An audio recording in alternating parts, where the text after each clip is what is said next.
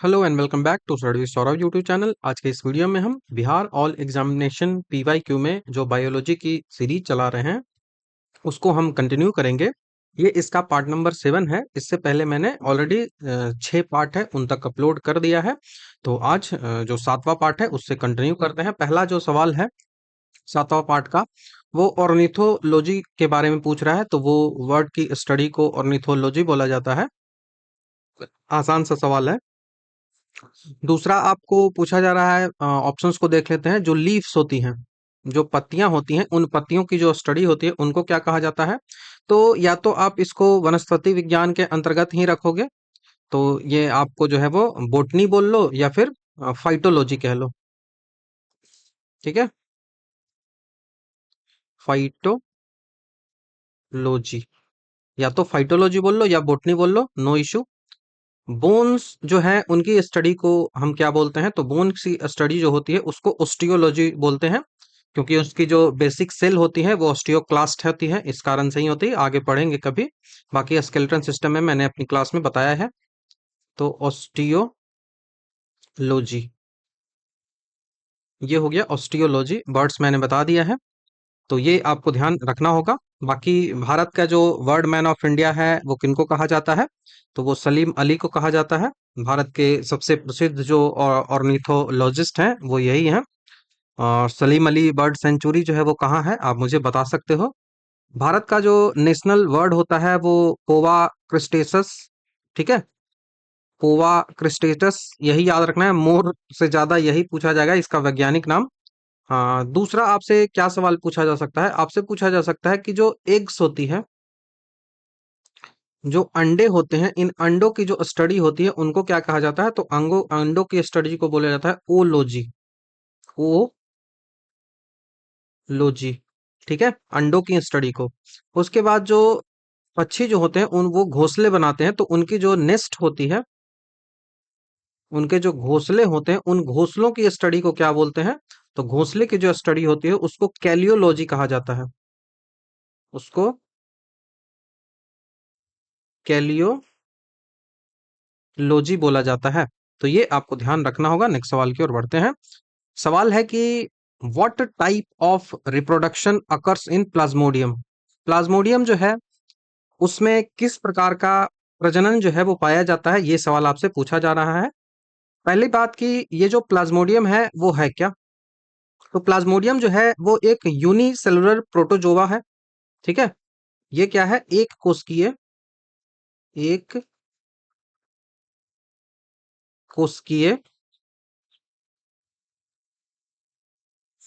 कोशिकीय प्रोटोजोआ है। प्लाज्मोडियम जो है वो एक प्रोटोजोआ है, ये ध्यान आपको रखना है। ये किस बीमारी का कारण ह्यूमन में बनता है? तो ये ह्यूमन में जो है वो मलेरिया का कारण बनता है।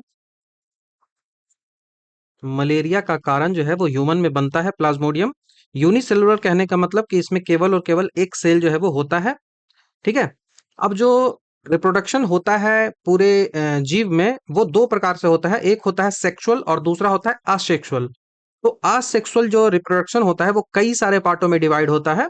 तो प्लाज्मोडियम जो होता है वो असेक्सुअल रिप्रोडक्शन करता है। ठीक है, प्लाज्मोडियम जो होता है वो असेक्सुअल रिप्रोडक्शन करता है। अब इस असेक्सुअल रिप्रोडक्शन में कौन से टाइप का रिप्रोडक्शन करता है? तो ये जो होता है, जब भी मानव जो शरीर होता है, ह्यूमन जो होता है, उस ह्यूमन शरीर के, विशेष करके ह्यूमन शरीर में ये कहाँ जाके अफेक्ट करता है? तो लीवर को करता है। तो ह्यूमन का जो लीवर होता है उस लीवर को ये अफेक्ट करता है। लीवर के साथ ही साथ ये हमारा जो आरबीसी होता है, रेड ब्लड कार्पल्स या फिर सेल जो भी कह लो, उन पे ये जाके अटैक करता है और इसके सेल जो होते हैं उनके चारों ओर एक जो है वो सुरक्षात्मक परत बना लेती है, एक सिस्ट बना लेती है। ठीक है, और सेल का जो केंद्रक होता है, न्यूक्लियस होता है, वो अंदर ही अंदर कई बार जो है वो विभाजित हो जाता है और एक साथ जो है वो सैकड़ों नए कोशिकाएं जो है वो, जिसको मेरोजोइट्स जो है वो कहेंगे, वो बना देते हैं। और जब ये सिस्ट फटती है तो ये सभी एक बार जो है वो बाहर निकल आती है, जिससे मरीज को अचानक जो है वो तेज बुखार या फिर कपकपी होने लगती है। तो मान लिया कि ये जो है, ऐसे मान लो, अब इसमें रेड जो आपको दिख रहा है ये सारे क्या है, ये सारे के सारे जो है वो प्लाज्मोडियम है। ठीक है, ये जो है वो प्लाज्मोडियम का प्रोटोजोवा है। अब ये प्लाज्मोडियम प्रोटोजोवा है वो किससे ढका हुआ है? तो ये जो ढका हुआ है वो ब्लू कलर का जो आपको मैंने दिखाया, ये क्या है? ये सिस्ट है। ये है सिस्ट। ठीक है, ये है सिस्ट। तो ये सिस्ट हो गया। अब सेल के अंदर, जो सेल है, उस सेल के अंदर, ये सेल है तो इस सेल के अंदर न्यूक्लियस होगा।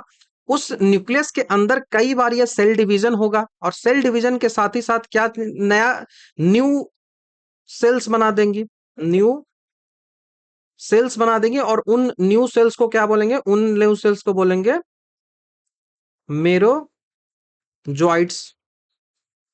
न्यू सेल्स जो होते हैं उनको मेरोजोइट्स बोला जाएगा। और ये जो मेरोजोइट्स होता है, अब क्या होगा ना, अब आगे होगा कि ये पूरा सिस्ट जो है वो फट जाएगा। ये जो सिस्ट आगे बना था ये फट जाएगा, और फटने से जितने भी जो प्रोटोजोवा थे वो प्रोटोजोवा सारे बाहर निकल जाएंगे। अब जैसे ही बाहर निकलेगा तो ह्यूमन बॉडी पे ये अटैक होगा, और ह्यूमन बॉडी पे अटैक करके मरीज जो है उसको बीमार कर देता है। तो इस तरीके से होता है। अब इसको बोला क्या जाता है? तो इसको साइंटिफिक लैंग्वेज में मल्टीपल फ्यूजन कहा जाता है। बहु विभाजन जो है वो कहा जाता है, मल्टीपल फ्यूजन। ये आपको ध्यान रखना होगा। अभी देखो मलेरिया के बारे में क्या आपको याद रखना है। मलेरिया जो होता है उसका वेक्टर कौन होता है? मलेरिया तो एक प्रोटोजोवा है। इस प्रोटोजोवा को हमारे शरीर में पहुंचाता कौन है? तो पहुंचाने वाला जो कारक होता है उसको वेक्टर कहा जाता है। या आप इसको ऐसे वाहक हिंदी में कह सकते हो, या फिर अंग्रेजी में इसको वेक्टर बोला जाता है। तो ये वेक्टर जो होता है वो मादा एनीफ्लीज मच्छर होता है। Female female Anopheles, Anopheles mosquito. तो मादा एनाफ्लीज जो मच्छर होता है उसके कारण से ये होता है। और जो मलेरिया होता था ना, जब स्टार्टिंग में मलेरिया की कोई दवा नहीं थी, तो मलेरिया को आखिर कैसे ठीक किया जाता था? तो मलेरिया जो होता था उसके लिए एक आयुर्वेदिक दवा दी जाती थी। और वो जो आयुर्वेदिक दवा थी, वो दवा जो था वो कुनैन था। वो जो दवा था उसको बोलते थे कुनैन। अब ये जो कुनैन है वो कहाँ से मिलता था, कहाँ से एक्सट्रैक्ट किया जाता था? तो कुनैन जो होता है एक पेड़ होता था जिसको सिनकोना बोलते थे। सिनकोना ट्री से मिलता था। ठीक है, ये सिनकोना ट्री से मिलता था। लेकिन ये मलेरिया का जो परजीवी है, जो पैरासाइट है, इस पैरासाइट को सबसे पहले खोजा किसने था? तो रोनाल्ड रॉस ने खोजा था। ठीक है, मलेरिया का जो पैरासाइट होता है उस पैरासाइट को सबसे पहले किसने खोजा था? तो रोनाल्ड रॉस ने खोजा था। रोनाल्ड रॉस, बहुत इंपॉर्टेंट है। रोनाल्ड रॉस ने इसको खोजा था, ये ध्यान रखना है। बाकी आपको जितने भी यहाँ पे मिल रहे हैं, जैसे बडिंग हो गया, ये वर्डिंग भी जो होता है ये भी असेक्सुअल रिप्रोडक्शन ही है। बाइनरी फ्यूजन जो होता है ये भी एक असेक्सुअल रिप्रोडक्शन ही है। और रीजेनरेशन भी होता है, ये भी एक असेक्सुअल रिप्रोडक्शन ही होता है। बडिंग जो होता है इस बारे में मैंने काफी डिटेल से आपको बताया भी है। इसमें सीधा सा ऐसे मान लो एक जीव है ना, तो इस जीव के ऊपर एक बर्ड निकल आएगा, ऐसे करके ये बर्ड ऐसे निकल आएगा। ठीक है, और यही बर्ड जो है वो आगे चल के दो पार्टों में डिवाइड हो जाएगा। ये नया ऑर्गेनिज्म बन जाएगा, और पहले वाला जो ऐसे ऑर्गेनिज्म था वो वहां रहेगा। तो दो बन गया, एक ए हो गया, एक दो हो गया। तो ऐसे करके जो डिवाइड होता है वो बडिंग होता है। सवाल आपसे ये नहीं पूछा जाएगा कि बडिंग क्या होता है, आपसे सवाल ये पूछा जाएगा कि बडिंग जो होता है ना वो कहाँ होता है। बडिंग जो होता है वो कहाँ होता है? तो बडिंग जो होता है वो पहला एग्जांपल आपको याद रखना है, हाइड्रा में। हाइड्रा में होता है। उसके साथ ही साथ कहाँ होता है? तो दूसरा जो है वो ईस्ट में होता है, जिसको खमीर कहा जाता है। हाइड्रा और ईस्ट जो होता है वहां पे बडिंग होती है, ये ध्यान रखना है। ठीक है, उसके बाद बाइनरी फ्यूजन की बात आती है। बाइनरी फ्यूजन कहाँ कहाँ होता है ये भी आपको याद रखना होगा। तो बाइनरी फ्यूजन में होता क्या है ना, कि इसमें कोशिका जो है वो टूटकर सीधा सीधा दो पार्टों में डिवाइड हो जाता है। मतलब ऐसे कोशिका था, ये सीधा दो पार्टों में ऐसे डिवाइड हो जाएगा। तो ये बाइनरी फ्यूजन जो है वो आपको देखने को मिलेगा, वो कहाँ कहाँ देखने को मिलेगा? तो ये बाइनरी फ्यूजन आपको देखने को मिलेगा अमीबा में, अमीबा में देखने को मिलेगा। उसी के साथ साथ आपको पैरामीशियम में भी देखने को मिलेगा, जो चप्पल के आकार का होता है, पैरामीशियम।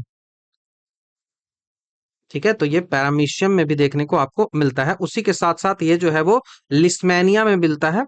लिस्मैनिया डोनोविना आपको पता भी होगा, लिस्मैनिया, लिस्मैनिया में भी इसी टाइप का रिप्रोडक्शन जो है वो होता है। ठीक है, ये याद रखना है। उसके बाद जो है वो रीजनरेशन आता है। अब रीजनरेशन जो है वो कहाँ कहाँ आपसे पूछा जा सकता है? तो देखो, रीजनरेशन जो आपसे पूछा जाएगा, वो एग्जाम्पल पूछा जाएगा। रीजनरेशन में होता है ना यार, इसको यदि आप ऐसे एक जीव है, ऐसा कोई एक जीव है, अब इस जीव को यदि आप सीधा दो पार्टों में कट लगा देते हो ना, तो आपका क्या होगा ना कि एक नया जीव, दो नया जीव बन जाएगा, एक ऐसा और एक ऐसा। तो इसी को रीजनरेशन जो है वो कहा जाता है। तो रीजनरेशन जो होता है, वो रीजनरेशन कहाँ कहाँ देखने को मिलता है? तो रीजनरेशन जो है वो सबसे ज्यादा आपसे कभी भी पूछा जाए तो वो प्लेनेरिया होता है, प्लेनेरिया। तो रीजनरेशन का सबसे ज्यादा पावर भी किसके पास होता है? तो वो प्लेनेरिया के पास होता है।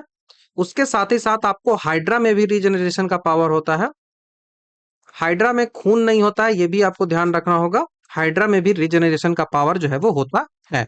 चलिए नेक्स्ट सवाल की ओर बढ़ते हैं। सवाल पूछा जा रहा है कि कुछ जो रेप्टाइल्स होते हैं उनमें जो लिंग निर्धारण जो होता है वो पूर्ण रूप से पर्यावरण पर निर्भर करता है।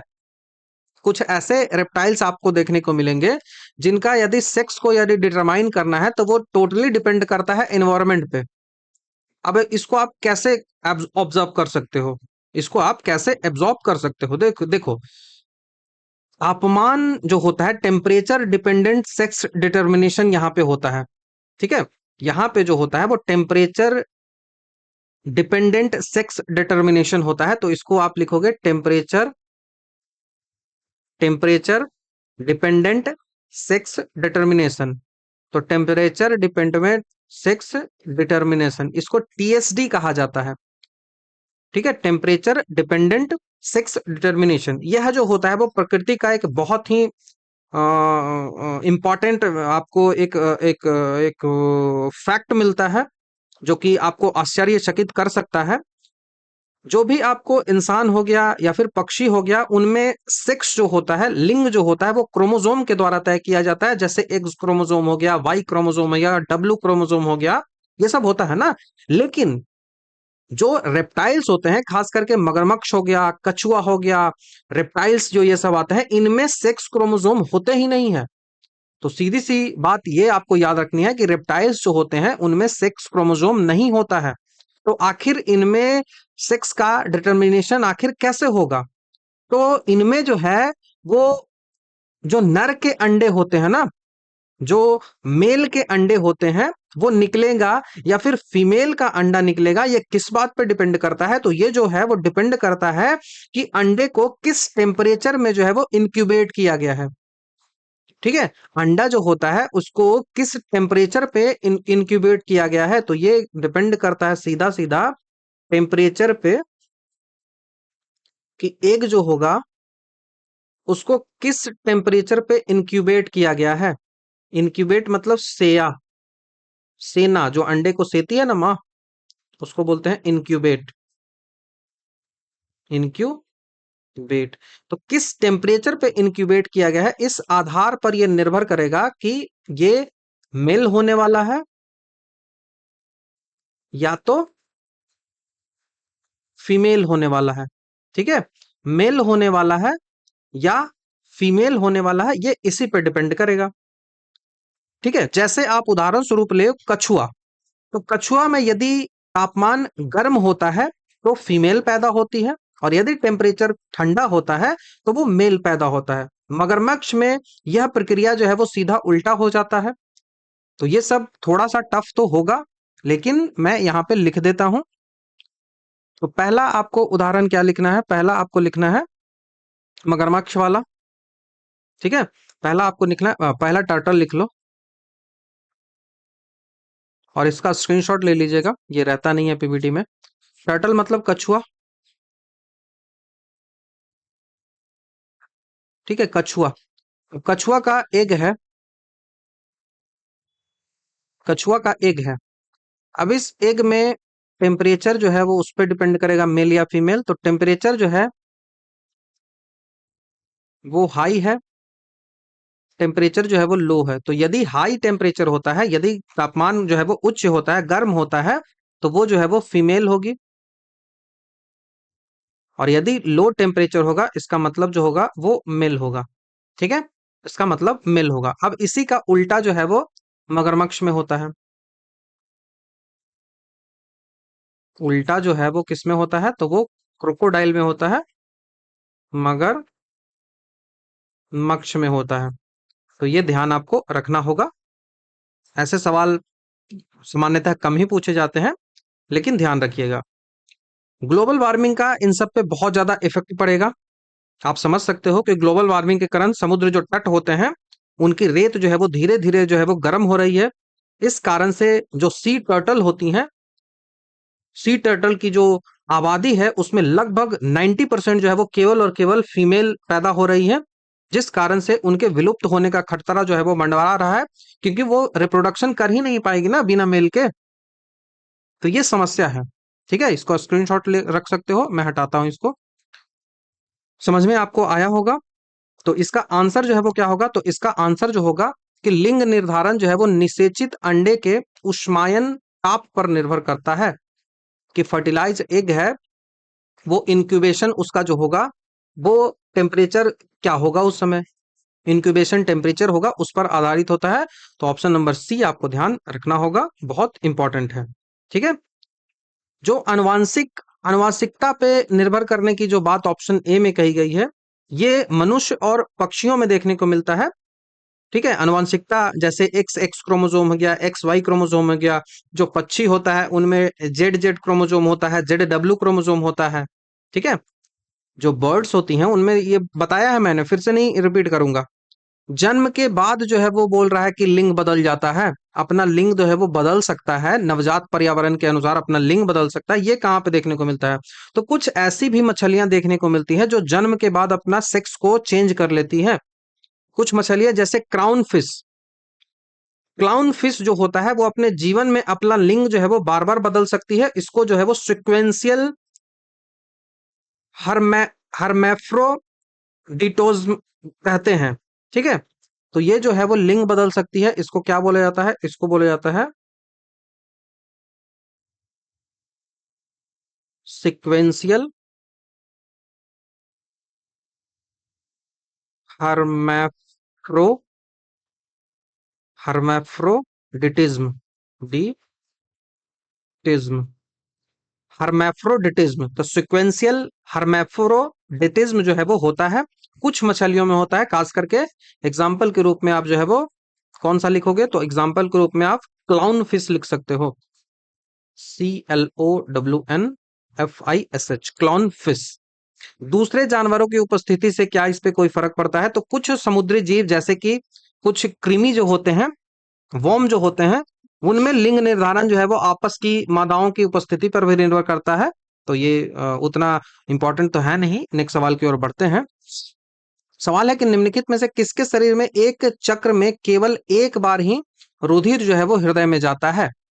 एक चक्र में केवल एक बार, एक साइकिल यहां से यदि स्टार्ट हुआ है, तो एक साइकिल ऐसे पूरा होगा तो रुधिर जो है ना वो केवल केवल एक बार जो है वो हार्ट में जाएगा। रुधिर जो है वो एक बार हृदय में जाएगा, मतलब सिंगल, इसमें जो है वो सिंगल चक्र वाला सिंगल साइकिल जो है वो हो रहा है। इसका सीधा सा मतलब है कि वहां पे दो ही चैम्बर हार्ट में होगा, दो कक्ष होंगे हार्ट में। और दो कक्ष जो है वो किस में होगा, तो मैमल्स में तो चार होता है कक्ष, एम्फीबियन जो होता है उनमें तीन होता है, फिश जो होता है उसमें जो है वो दो होता है, बर्ड्स जो होता है उसमें जो कक्ष है वो कितने होते हैं, तो वो चार होते हैं। तो यहाँ पे आंसर तो आपका मछली सीधा सीधा क्लियर हो गया। सिंगल सर्कुलेशन सिस्टम इसको बोलते हैं।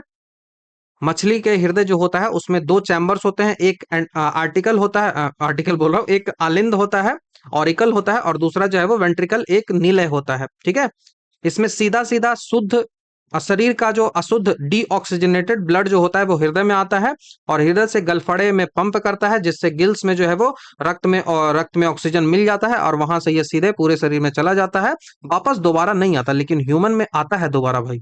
ठीक है, तो ये आपको ध्यान रखना होगा।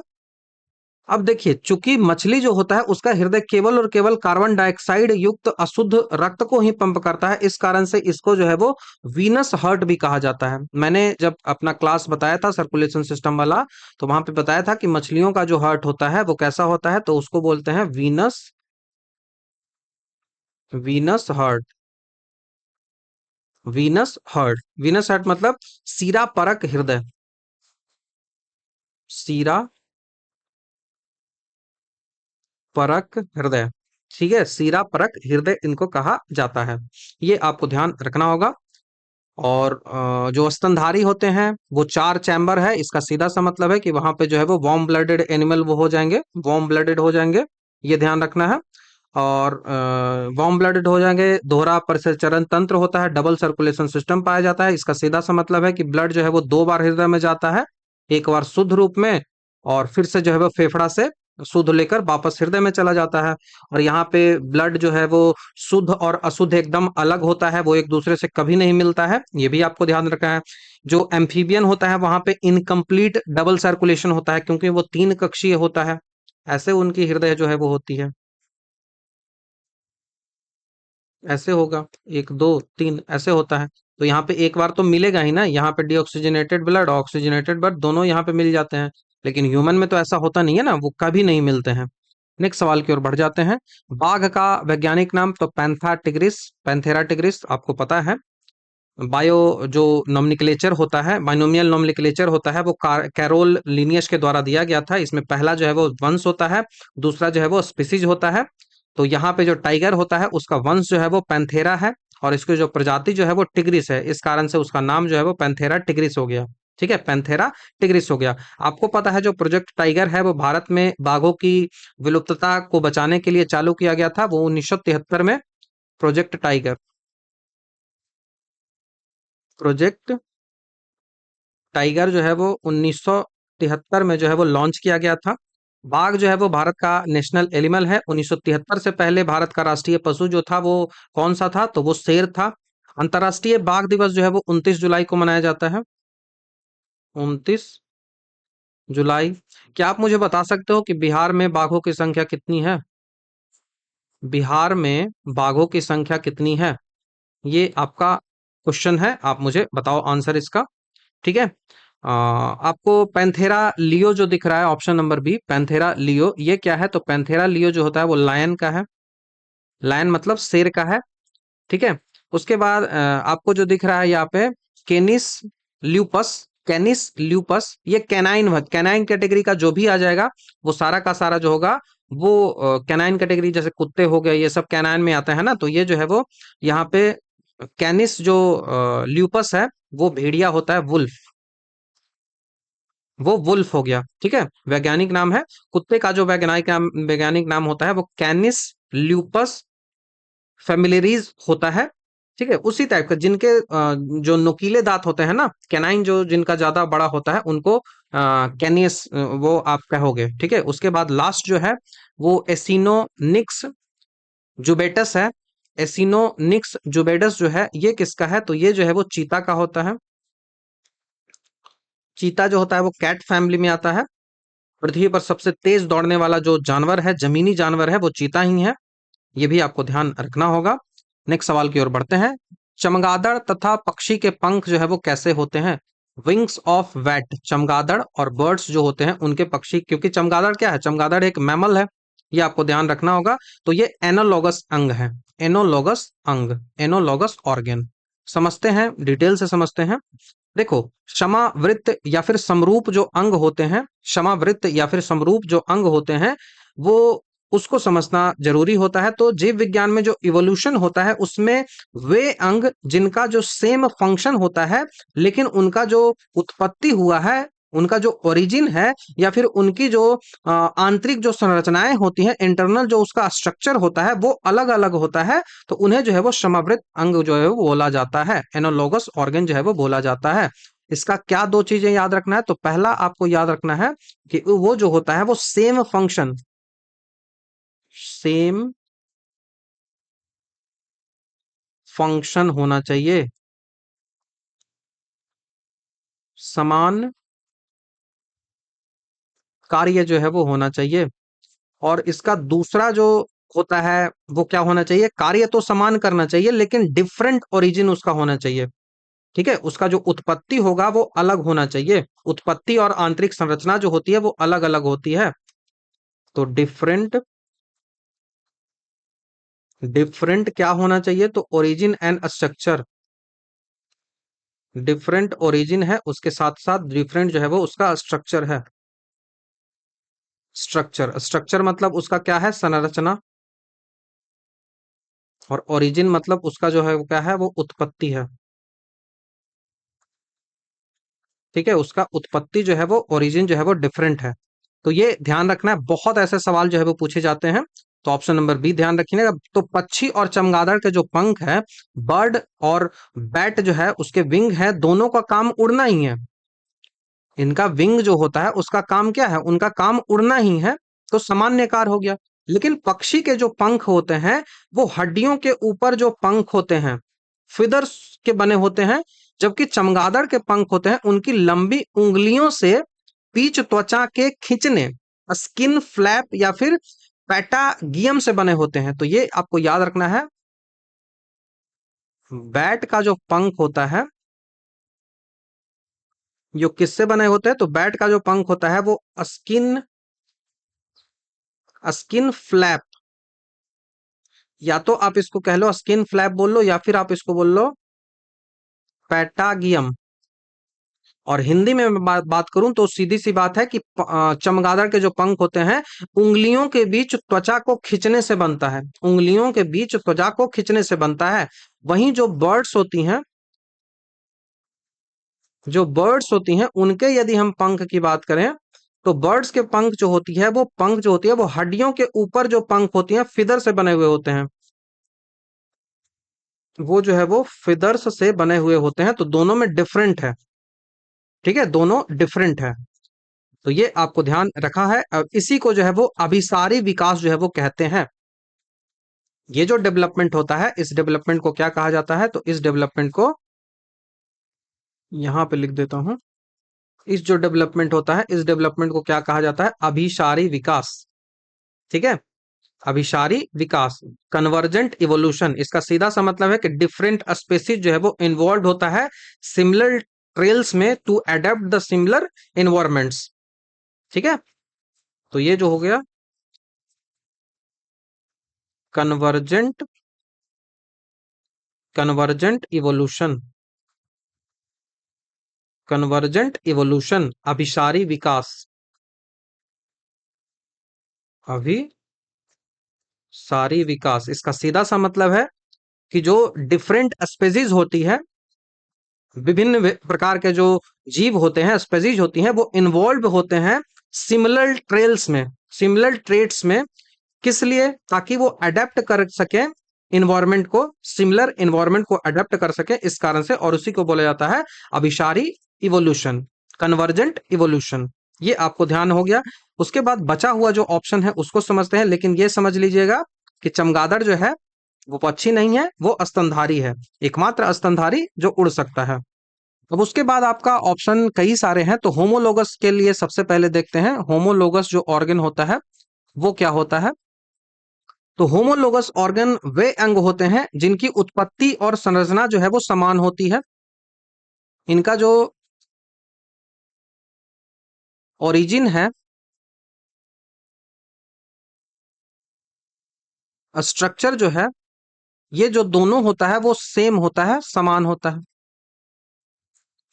समान ओरिजिन, समान स्ट्रक्चर, लेकिन इनका जो काम होता है, इनका जो फंक्शन होता है वो अलग अलग होता है, वो डिफरेंट होता है। तो ये आपको ध्यान रखना है। एनालॉगस में समान काम कर रहा था और उत्पत्ति और स्ट्रक्चर जो था वो अलग अलग था। लेकिन जो होमोलोगस होता है, समजात अंग होते हैं, उसका ओरिजिन और स्ट्रक्चर जो है वो समान होता है, दिखने में समान है, लेकिन काम जो है वो डिफरेंट डिफरेंट करता है। अब काम कैसे डिफरेंट करता है? जैसे कि मनुष्य का हाथ जो है वो चीजों को पकड़ने के लिए यूज करते हैं, वहीं जो वेल होता है, वेल मतलब ब्लू वेल की बात हो रही है, तो वेल जो होता है वो फ्लिपर तैरने के लिए यूज करता है। वहीं चमगादड़ के जो पंख की हड्डियां होती हैं वो अलग काम करती हैं। तो इन सभी की हड्डियां का बनावट जो है वो ह्यूमरस, लेडियस अल्ना एक जैसी होती है, लेकिन काम जो है वो उसका अलग अलग होता है। तो ये आपको समझात अंग समझ में आ गया होगा। उसके बाद वेस्टेजियल ऑर्गन की बात आती है कि वेस्टेजियल ऑर्गन है वो क्या है। तो वेस्टेजियल ऑर्गन वैसे ऑर्गन है जिनका कोई भी हमारे बॉडी में काम नहीं है, हमारे बॉडी में इनका कोई भी काम नहीं है। तो वे अंग जो हमारे पूर्वजों के काम आते थे लेकिन अब हमारे शरीर में कोई काम नहीं आते हैं, जैसे कि अपेंडिक्स, जैसे कि विजडम टूथ, जैसे कि ईयर पिन्ना, ये सब जो है वो ध्यान आपको रखना होगा।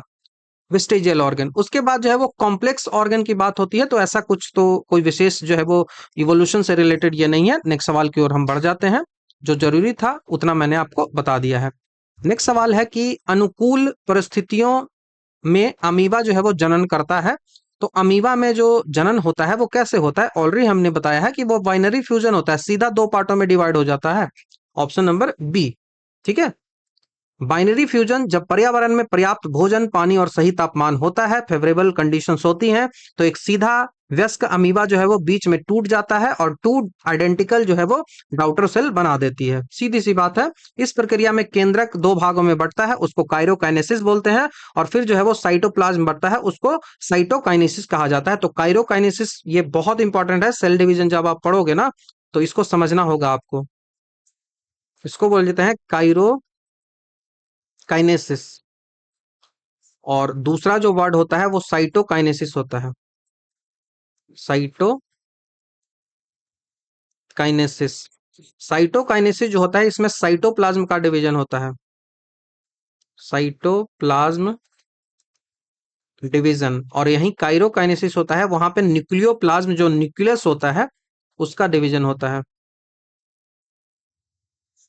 न्यूक्लियस, न्यूक्लियस का डिवीजन होता है। बार बार पूछा जाता है ये सवाल, ध्यान रखिएगा। चूंकि द्विविखंडन जो होता है उसके दौरान अमीबा जो है वो पेरेंट सेल जो होता है उसका शरीर जो है वो पूरी तरीके से दो नए जीवों में बदल जाता है। तो कोई मृत शरीर, जो जो कॉप्स है वो नहीं बचता है, इसलिए अमीबा जो है वो अमर जीव कहा जाता है। इमोर्टल ऑर्गेनिज्म अमीबा को कहा जाता है, जैसे कि आपने हाइड्रा के बारे में भी इसको बताया था मैंने, ठीक है। उसके बाद मल्टीपल फ्यूजन ऑलरेडी मैंने बता दिया है कि मल्टीपल फ्यूजन जो होता है वो कैसे होता है, सिस्ट बनता है। अभी प्लाज्मोडियम के बारे में मैंने बताया था ना, मल्टीपल फ्यूजन को बडिंग भी मैंने बता दिया था। उसके साथ ही साथ फ्रेगमेंटेशन मैंने नहीं बताया था, तो वो अस्पाइरोगाइरा जैसे शैवाल जो होते हैं वहां पे फ्रेगमेंटेशन जो होता है, तो ये अस्पाइरोगाइरा जो शैवाल होते हैं वहां पे होता है अस्पाइरोगाइरा। अस्पाइरोगाइरा शैवाल जो होते हैं उस शैवाल में ये देखने को मिलता है जहां शरीर के टुकड़े हो जाते हैं और टुकड़ा, हर टुकड़ा जो होता है वो नया जीव बन जाता है। जैसे आप, ऐसे है कोई शीशा है, अब इस शीशे को यदि आप तोड़ देते हो तो हर शीशे में आपका नया चेहरा दिखेगा ना, हर शीशे में आपका नया चेहरा तो दिखेगा। तो यही होता है, एक, दो, तीन, चार, पांच ऐसे नए जीव बन जाएंगे, ठीक है। छ, सात, आठ, ऐसे पूरे के पूरे नए जीव जो है वो बन जाते हैं। ये आपको ध्यान रखना होगा। नेक्स्ट सवाल की ओर बढ़ते हैं। किस जीव में पौधे और जंतुओं के लक्षण जो है वो पाए जाते हैं? पौधे और जंतु दोनों के लक्षण जो है वो मिलते हैं, तो ये युग्लिना में मिलता है। युग्लिना, ऑप्शन नंबर सी हमारा यहां से आंसर बनेगा। युग्लिना जो है वो प्रोटिस्टा किंगडम का एक यूनिसेलुलर जीव है। कौन सा किंगडम है? तो ये जो है वो किंगडम प्रोटिस्टा का है। किंगडम प्रोटिस्टा का ये जीव है। कैसा जीव है? तो यूनिसेलुलर है। यूनिसेलुलर मतलब केवल और केवल एक सेल होता है। इस जीव जो होता है, इस जीव में पौधे और जंतु के बीच की योजक कड़ी भी इसको बोला जाता है। ये जो जीव होता है वो प्लांट, पहले तो प्लांट ही बना था ना, तो प्लांट से जो जीव बना, एनिमल बना, तो कुछ ना कुछ तो जोड़ने वाला होगा। तो वो जो कनेक्टिंग लिंक था प्लांट और एनिमल का, वो कनेक्टिंग लिंक जो प्लांट और एनिमल का था वो क्या था, तो वो युगलिना ही था। अब जब कनेक्टिंग लिंक युगलिना है, इसका सीधा सा मतलब है कि उसमें कुछ ना कुछ तो प्लांट का गुण भी होगा और कुछ ना कुछ तो एनिमल का गुण भी होगा। ये दोनों गुण उसके पास होंगे तभी ना। तो इसमें पौधे वाले क्या लक्षण होते हैं, पौधे वाले ये लक्षण होते हैं कि इसमें क्लोरोप्लास्ट होता है। इसमें जो है वो क्लोरोप्लास्ट होता है। अब क्लोरोप्लास्ट होता है तो दिन के समय ये सूरज की रोशनी में यह पौधे की तरह प्रकाश संश्लेषण करता है, फोटोसिंथेसिस करता है और अपना भोजन जो है वो स्वयं बना लेता है। तो ये जो है वो ऑटोट्रोपिक हो गया, ऑटोट्रोपिक हो गया। ठीक है। अब एनिमल के लक्षण इसमें क्या मिलते हैं, एनिमल के जो है वो ट्रेट्स है वो क्या मिलते हैं, तो रात हो या फिर अंधेरा हो तो यह जंतुओं की तरह जो है वो शिकार करता है। ये जंतु की तरह जो है वो शिकार करता है। ठीक है। और बाहर से भोजन लेता है। तो यहां पे ये कैसे काम करता है, तो ये हेट्रोट्रोपिक हो जाता है। हेट्रोट्रोपिक जो है वो हो जाता है। पौधे की तरह इसमें सेल्यूलोज की सेल वॉल नहीं होती है, बल्कि जंतुओं की तरह इसमें जो है वो लचीला पेलिकल होता है, जो चलने के लिए फ्लैगेला या फिर फ्लैजिला जिसको बोलते हैं, फ्लैजिला होता है। तो इसमें क्या होता है, इसमें कोई भी सेल वॉल नहीं होता है। तो यहां पे लिखो सेल वॉल जो है वो नहीं होता है। उसी के साथ साथ आपको यह भी याद रखना है कि ये जो होता है वो इसमें क्या होता है, तो इसमें सेलुलोज ना होके पेलिकल होता है। पेलिकल होता है जो चलने में हेल्प करता है, किस तरीके से, फ्लैजिला में। ये सिंगुलर होता है फ्लैजिलम, और इसको फ्लैजिला यूएम को हटा के ए लगा देते हो तो प्लूरल हो जाता है, तो वो फ्लैजिला कहलाता है। ठीक है। तो ये ध्यान आपको हो गया, इतना समझ में आ गया। अब इवोल्यूशन के और जो है योजक कड़ी होती हैं, वहां से भी सवाल आपके एग्जामिनेशन में आते हैं। जैसे आर्कियोपटेरिक्स मैंने बता रखा है, वो जो होता है वो रेप्टाइल्स और पक्षियों के बीच होता है। उसके बाद जो दूसरा आपको योजक कड़ी याद रखना है, वो किसका याद रखना है, तो आप याद रख लो एलानिडा और ऑर्थोपोडा के बीच का। एना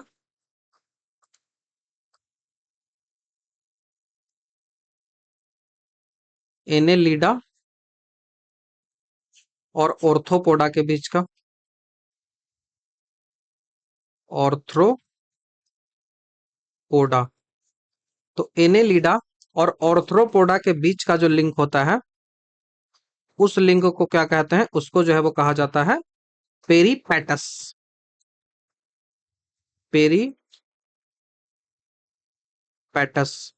उसके साथ ही साथ मैंने बताया था क्या, तो ये तो पहला हो गया युगलिना, दूसरा हो गया पेरीपैटस, तीसरा आपको मैंने बताया, क्या बताया, ऑर्कियोपटेरिक्स, आर्कियोपटेरिक्स।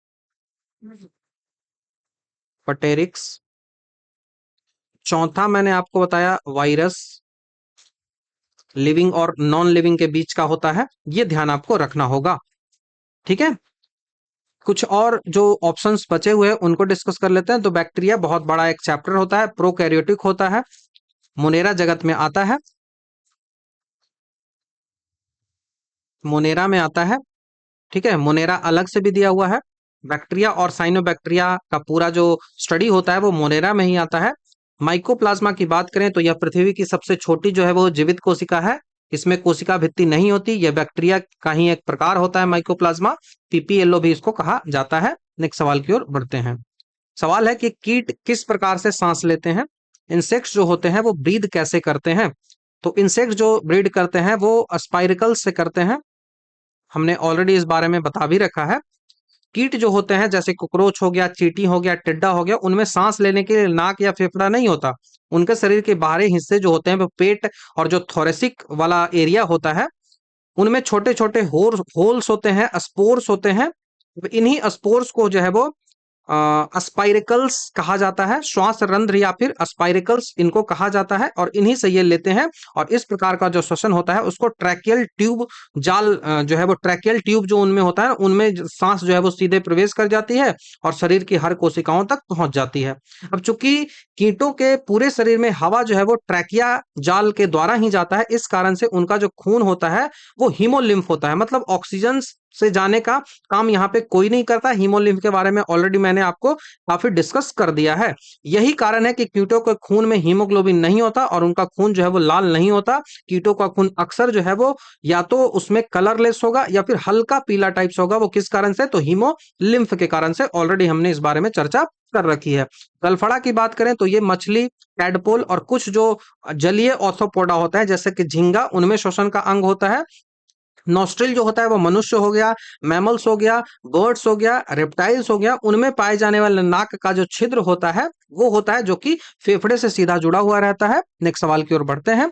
टेप वर्म जो होता है, सेगमेंट्स ऑफ टेप वर्म जो होता है, उनको क्या कहा जाता है? तो ऑलरेडी इसमें इसको हमने बता दिया है। ये जो होता है इसको कहा जाता है प्रोग्लोटिड्स। प्रोग्लोटिस्ट इसको कहा जाता है। हमने टेप वर्म का पूरा फिगर बता के बताया था कि कहाँ पे जो है वो क्या होता है, सब कुछ मैंने डिस्कस किया था।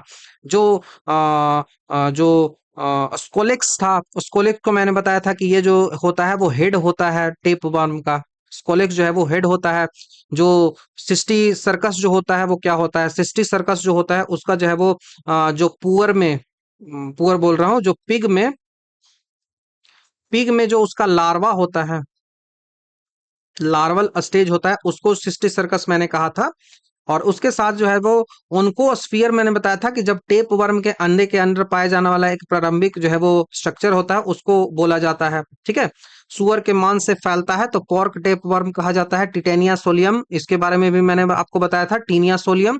उसके बाद जो बीफ जो है वो बीफ टेप वर्म जो होता है, गाय भैंस के मांस खाने से जो होता है, उसको टीनिया सजिनाट भी कहा जाता है। टेप वर्म जो है वो डाइजेशन सिस्टम जो है वो बिल्कुल यहाँ पे नहीं होता, क्योंकि यह जो है वो हमारी आंत में रहता है और हमारी आंतों द्वारा पचाया हुआ भोजन जो है वो खाता है और अपनी जो है वो बॉडी सरफेस पे उसको सोख लेता है। तो ये आपको ध्यान रखना होगा, बहुत इंपॉर्टेंट है। जो जरूरी था वो सब कुछ मैंने आपको यहाँ पे बता दिया है। ठीक है।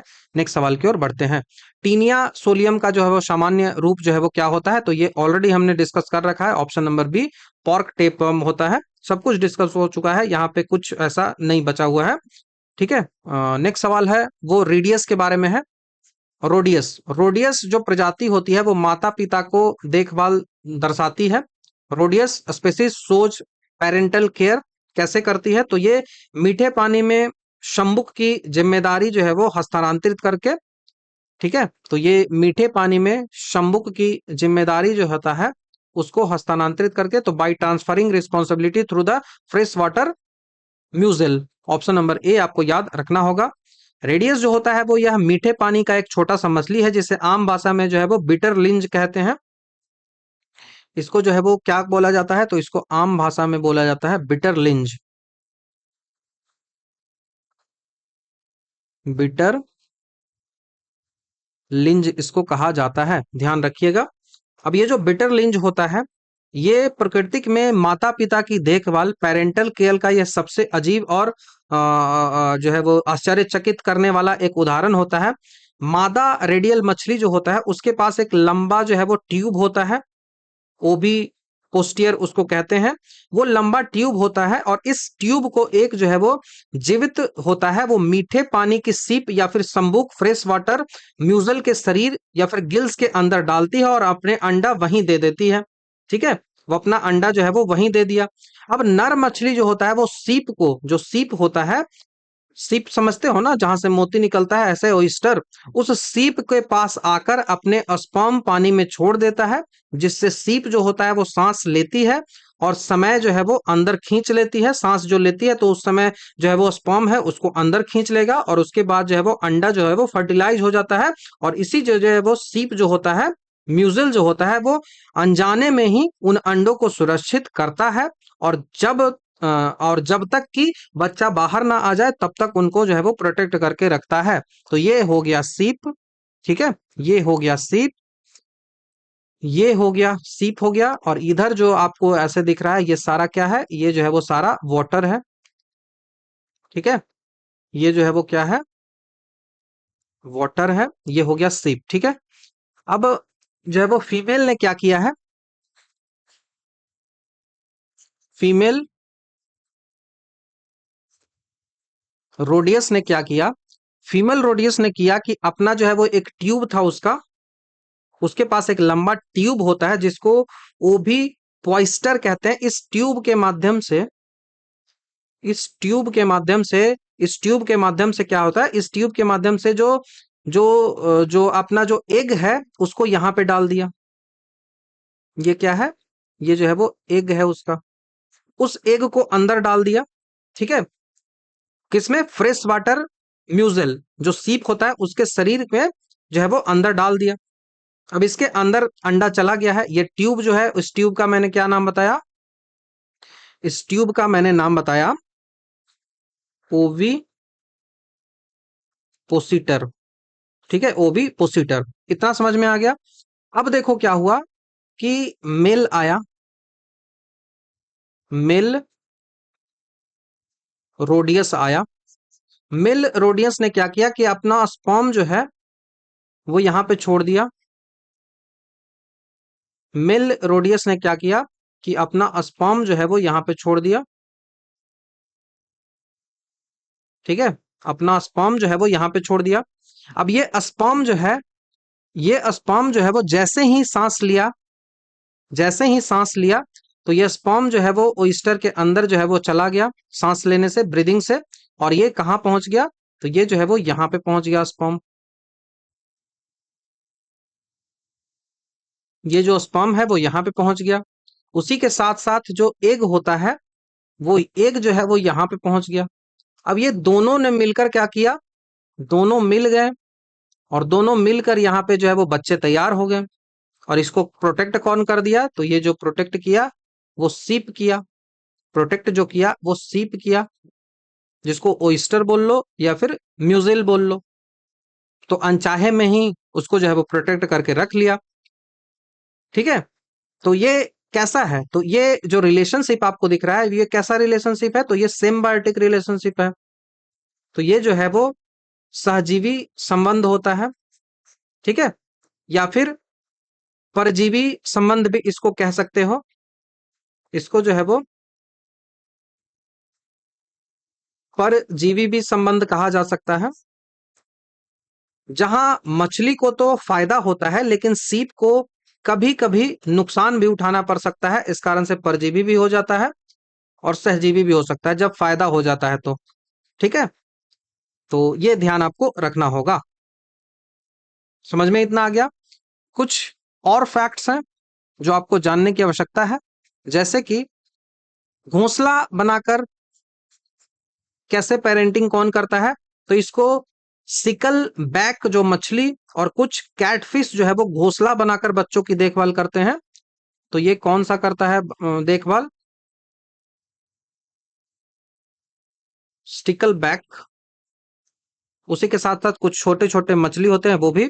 माउथ ब्रडिंग जो है वो कौन करता है, बच्चों को मुंह में लेकर जो घूमता है वो कौन घूमता है, ये जो होता है वो तिलापिया और सिकिल्डस जैसी मछलियां जो होती है वो अपने अंडे और बच्चे को शिकारियों से बचाने के लिए अपने मुंह के अंदर ही लेके घूमती है। तो वो हो गया तिलापिया, और उसी के साथ साथ जो है वो सिकिलडस, ठीक है, दोनों है। जितना याद आपसे हो सकता है करिए। नेक्स्ट सवाल की ओर बढ़ते हैं। असमतापी जंतु जिनका हृदय जो है वो द्विकक्षीय है, पायो काइलोथर्मिक एनिमल है, जिसके पास दो चैम्बर का हार्ट होता है, वो आपसे पूछा जा रहा है। तो ये जो है वो शार्क है। ऑप्शन नंबर ए आपको याद रखना होगा। इस प्रश्न में आपको दो शर्त देखना है। असमतापी जो बोल रहा है, पाइलो काइलोथर्मिक जो कह रहा है इसका सीधा सा मतलब हो गया कोल्ड ब्लडेड। कोल्ड ब्लडेड मतलब वातावरण के अनुसार हमारा टेम्परेचर जो है वो बदलते रहता है। ठीक है। उसके साथ ही कह रहा है कि उसके पास दो चैम्बर्ड हार्ट होना चाहिए। ठीक है। तो पहला तो दो चैम्बर हार्ट जैसे ही आपके पूछ रहा है टू चैम्बर हार्ट, तो मछली आप देखोगे कि कौन कौन सा मछली है। ठीक है। मछली तो एकदम क्लियर हो गया, दो चैम्बर हार्ट बोलने से ही फिश क्लियर हो गया कि आपका आंसर फिश ही होगा। ठीक है। तो तो कार्टिजेनस जो मछली होगी वही आपका आंसर होगा। अब सार्क क्या है? सार्क एक मछली है। तो सभी मछलियां जो होती है वो ठंडे खून वाली होती हैं, और मछलियों की हृदय जो होता है वो दो कक्ष वाली होती है। तो ऐसे करके आपका आंसर जो है वो सार्क बन जाएगा। ठीक है। सार्क का जो शरीर होता है, शरीर में एक भी बोन नहीं होता, उसका पूरा शरीर जो है वो कार्टिलेजियस होता है। ठीक है। तो सार्क जो होता है उसमें बोन नहीं होता है, कार्टिलेजियस है ये। तो ये जो है वो केवल और केवल इसके पास जो है वो कार्टिलेज होता है। तो ये कार्टिलेजियस फिश है। ठीक है। कार्टिलेजियस फिश होता है, ये आपको ध्यान रखना होगा। उसके साथ ही साथ मैमल्स जो होते हैं, बर्ड्स जो होते हैं, उनमें चार चैम्बर्ड हार्ट होती हैं, वार्म ब्लडेड होते हैं। उसके बाद अलग अलग ऑप्शंस है, उसकी बात कर लें तो सेलामेंडर जो आपको दिख रहा है यहाँ पे। ठीक है। जो सेलामेंडर आपको दिख रहा है, सेलामेंडर। उसके साथ ही साथ जो टोड आपको दिख रहा है, मेढक के टाइप का था ना, पहले भी डिस्कस किया है मैंने, टोड। ये दोनों जो है वो एम्फीबियन है।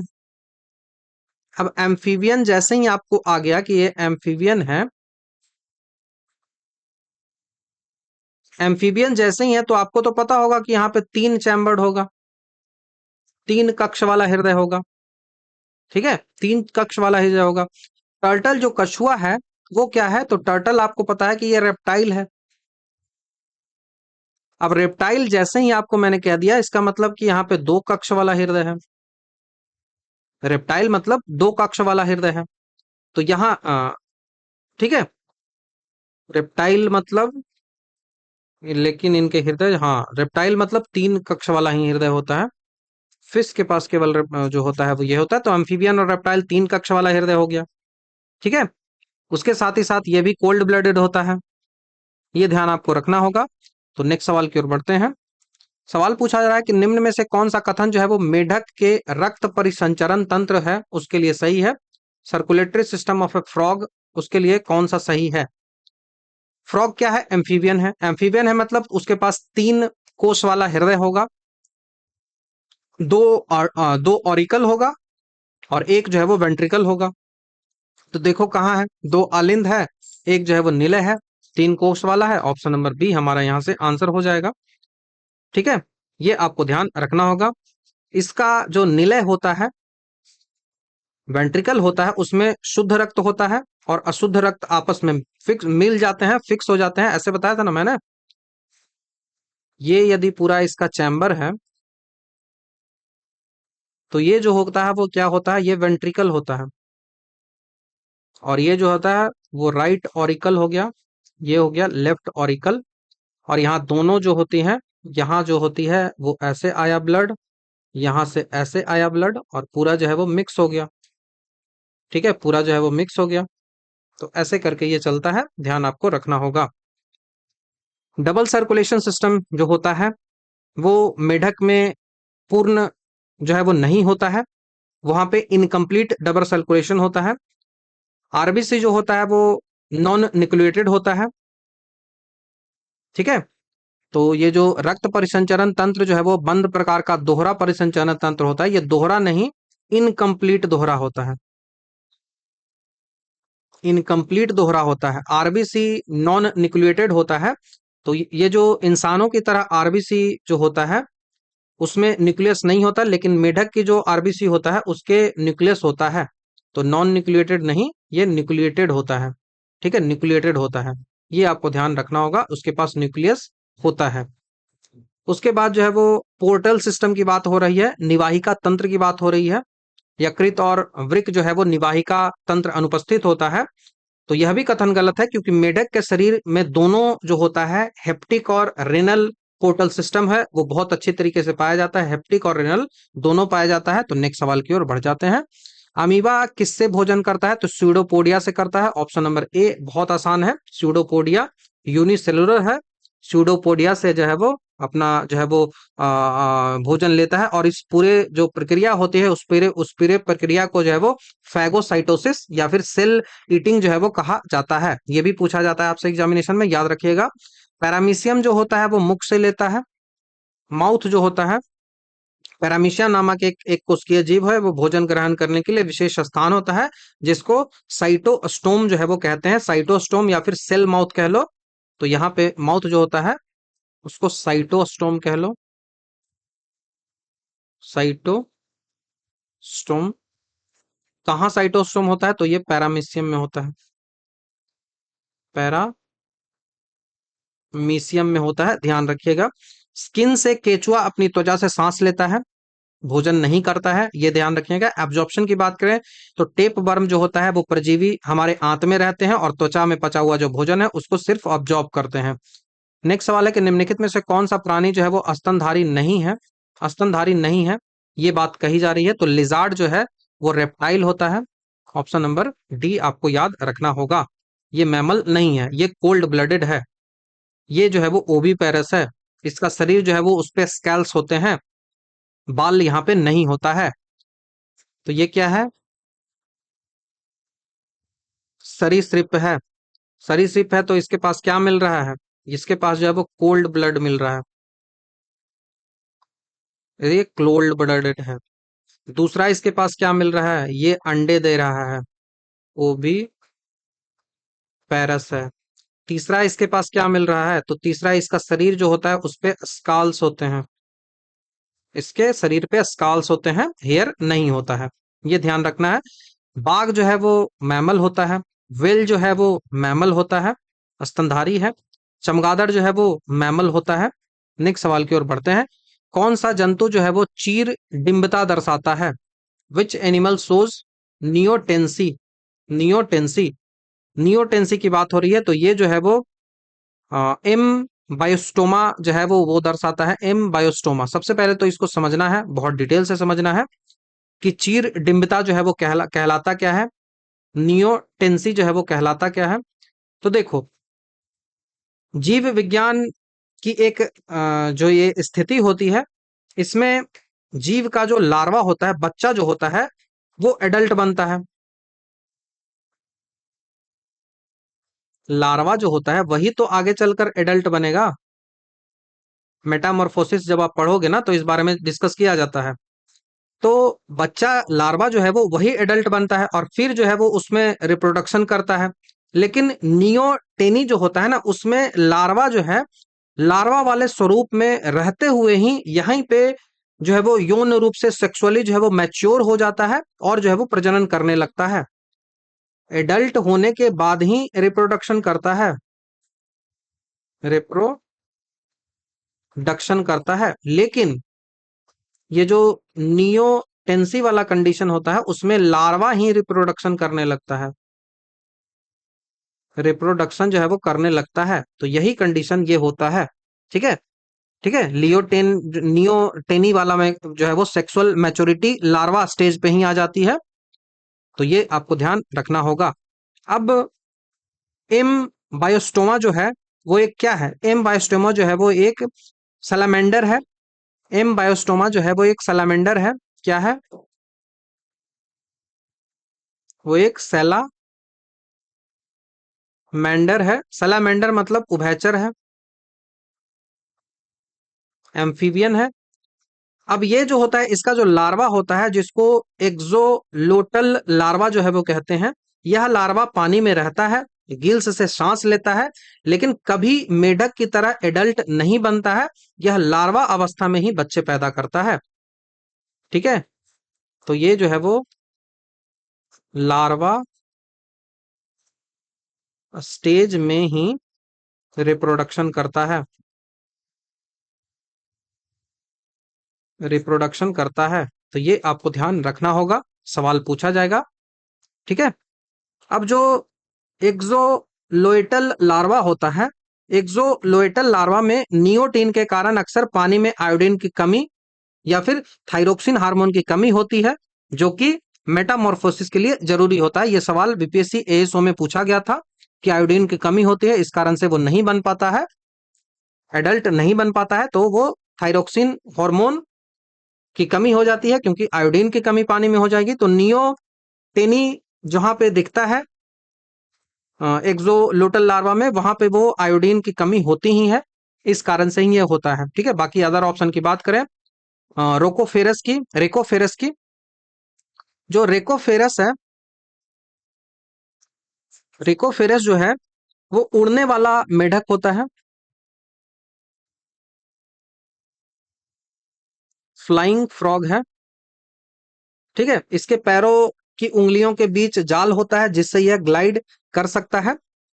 उसके साथ ही साथ फाइनोसोमा जो है, फाइनोसोमा है ये सिंग वाला, फाइनोसोमा जो है वो सिंग वाला मेढक है, हॉर्न्ड टोड इसको कहते हैं, सिंग वाला फ्रॉग ना कह के टोड बोल लो तो ज्यादा अच्छा है, मेढक है। ठीक है, टोड है। वास्तव में ये क्या है, फाइनोसोमा जो है वो बेसिकली ये टोड है, मतलब ये वास्तविक में ये एक छिपकली होती है, एक लिजार्ड होती है, ये एक लिजार्ड होती है। ठीक है, उसके बाद डाइनोडोन की बात करें तो डाइनोडोन एक समुद्री मछली है जिसे जो है वो पोर्क्यूपाइन फिश जो है वो कहा जाता है। पोर्क्यूपाइन फिश, इतना डिटेल नहीं जाएगा। नेक्स्ट सवाल की ओर बढ़ते हैं। पक्षियों में तेल जो होता है, तेल ग्रंथि किस भाग में होती है? तो पक्षियों की जो तेल ग्रंथि होती है, ऑयल ग्लैंड जिसको प्रीन ग्लैंड जो है वो कहा जाता है, वो उनकी पूंछ के आसपास होता है, तो पूंछ के आधार भाग पर होता है। ऑलरेडी हमने इस बारे में काफी डिटेल से डिस्कस भी किया है। मनुष्य की तरह पक्षियों की त्वचा होते हैं, वहां पे स्वेट और जो सेबेसियस ग्लैंड होती है वो नहीं होती है, उनकी त्वचा जो है वो बिल्कुल ड्राई होती है। ठीक है, मनुष्य में हमारा जो जीव होता है, हमारे में स्वेट निकलती है, हमारा सेबेसियस ग्लैंड्स होता है, लेकिन पक्षियों में ऐसा कुछ नहीं होता। लेकिन उनके शरीर में केवल एक ही ग्रंथि पाई जाती है जिसे जो है वो प्रीन ग्लैंड कहते हैं, या फिर इसको आप यूरोपोजियस ग्लैंड कहते हैं, या तो आप इसको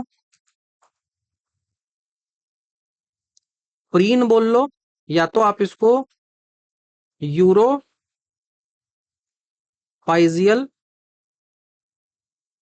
ग्लैंड कह लो। ठीक है, यूरोपिजियल ग्लैंड बोल लो या फिर प्रीन ग्लैंड कह लो। यह जो ग्रंथि होती है वो उनके बेस ऑफ द टेल पर होती है, पीठ की ओर जो है वो स्थित होती है। पक्षी अपनी चोंच जो है, उस चोंच से इस ग्रंथि से तेल निकालते हैं और उसे अपने जो है वो पंख जो है वो फीदर है वहां पे लगाते हैं। ठीक है, और इससे जो है वो मजबूती मिलती है। ऐसा क्यों किया जाता है? तो यह तेल जो होता है उनको वाटर प्रूफ बनाता है। ये जो प्रीन ग्लैंड से ऑयल निकलता है, ये ऑयल क्या करता है, तो वो उनको वाटर प्रूफ बनाता है, वाटर प्रूफ जो है वो बनाता है, उन्हें चमकदार रखता है, और उन्हें जो है वो जो लीसेज होती हैं, जो टिक्स होती हैं, परजीवी जो होती हैं, उनसे बचाता है। और ग्रंथि जो है वो यह ग्रंथि जो है वो बतख जैसे जलीय जो पक्षी हैं उनमें सबसे अधिक विकसित भी होता है, तो ये आपको ध्यान रखना होगा। ठीक है, नेक्स्ट सवाल की ओर बढ़ते हैं। जीव कृमि जिसको इको इकोनोवर्म कहते हैं, वो किसका साधारण भाषा में नाम है? एकॉर्न वॉर्म जिसको जीव कृमि बोला जाता है, वो कॉमन नेम किसका है? तो ये जो है वो ये है बेले नोग्लोस, बेले नोग्लोसस। ऑप्शन नंबर डी आपको याद रखना होगा। बेले नोग्लोसस जो है ये समुद्र में पाए जाने वाला एक जंतु है। इसके आगे का जो हिस्सा होता है वो बतुल के फल एक्रोन जैसा दिखता है, इसीलिए इसे आम भाषा में जो है एक्रोन वर्म कहते हैं। इसे जो है वो एकॉर्न वॉर्म जो है वो कहते हैं, जीव कृमि जो है वो कहा जाता है। इसे जो है वो नॉन कॉर्डेट्स होते हैं, और कॉर्डेट्स दोनों के बीच की योजक कड़ी इसको माना जाता है। तो ये आप देखिएगा, कशेरुक, कशेरुक सबसे पहले होगा ना, रीढ़ की हड्डी जिसमें ना हो तो उसको कशेरुक बोलते हैं। कशेरुक मतलब नॉन कॉर्डेट्स, नॉन कॉर्डेट्स। उसके बाद जो डेवलप होगा तभी तो नॉन कॉर्डेट्स रेंगेंगे, ऐसे ऐसे रेंगेंगे, और जो कॉर्डेट्स होंगे उनकी रीढ़ की हड्डी होगी तो वो सीधा खड़ा होकर चल पाएंगे। तो उसके बाद जो है वो कॉर्डेट्स आएगा, कशेरुक आएगा, जिनकी रीढ़ की हड्डी होगी। कशेरुक आएगा मतलब कॉर्डेट्स आएगा। तो इनके पास रीढ़ की हड्डी है, इनके पास रीढ़ की हड्डी, और कशेरुकी मतलब नहीं है। अब इन दोनों के बीच जो कनेक्टिंग लिंक होता है, इन दोनों के बीच जो कनेक्टिंग लिंक होता है, ये लिंक जो है वो किसको माना जाता है? तो ये जो लिंक होता है, ये जो होता है वो बैले नोगलोसस को ही माना जाता है। तो ये योजक कड़ी कनेक्टिंग लिंक जो है वो माना जाता है। तो ये कनेक्टिंग लिंक कौन सा होगा? बैले नोगलोसस। बैले नोगलोसस होता है, उसी को कनेक्टिंग लिंक कहा जाता है, और इसे जो है वो हेमी कॉर्डेटा संघ में रखा जाता है। किस संघ का है? तो ये हेमी कॉर्डेटा संघ मतलब फाइलम का है। ठीक है, ये आपको ध्यान रखना होगा, बहुत इंपॉर्टेंट है। नेक्स्ट सवाल की ओर बढ़ते हैं। निम्नलिखित में से कौन सा जो है वो मौन गर्भ से संबंधित है? क्लास जो है वो पिसेज से संबंधित है। तो मूल प्रश्न जो होता है वो मीन होना चाहिए। ये मौन लिखा हुआ ना, मीन मतलब मछली होता है। तो ये मीन आप कर लो, पिसेज हिंदी में, अंग्रेजी में ठीक लिखा हुआ है, हिंदी में इसको मीन वर्ग कह लो, मीन बोला जाता है। तो ये ऐसे करके हो गया। तो ये सीधा पूछ रहा है कि कौन सा जो है वो मीन वर्ग से संबंधित है, मतलब मछली है। ठीक है, तो मीन वर्ग जो क्लास फिशेज होता है, इस वर्ग में केवल और केवल ट्रू फिश को रखा जाता है। और शार्क जो है वो एक कार्टिलेजियस मछली है, इसीलिए यह पूर्ण रूप से मीन वर्ग का सदस्य है, और यह गिल्स से सांस भी लेता है। तो ये जो हो गया वो शार्क हो गया। ये तो मैमल हो जाता है, स्टार फिश ट्रू नहीं है और सिल्वर फिश ट्रू नहीं है, ध्यान आपको रखना होगा। ठीक है, ये हमेशा फिश लगाकर धोखा आपको दे देता है, जैसे स्टार फिश नाम में फिश लगा हुआ है लेकिन ये मछली नहीं है, ये इकाइनोडर्मेटा संघ का है। स्टार फिश जो है वो क्या किसका है? इकाइनोडर्मेटा का है। इकाइनोडर्मेटा फैमिली का है। वहीं स्टार सिल्वर फिश की बात करें तो सिल्वर फिश में भी सिर्फ फिश लगा हुआ है लेकिन पक्षी नहीं है। ये क्या है? सिल्वर फिश जो है वो इंसेक्ट है, और इंसेक्ट है मतलब ऑर्थ्रोपोडा का है। ऑर्थ्रोपोडा का है। ठीक है, ये आपको ध्यान रखना होगा। उसके साथ ही साथ व्हेल जो होता है वो तो मैमल्स है, आपको मैंने बता दिया है।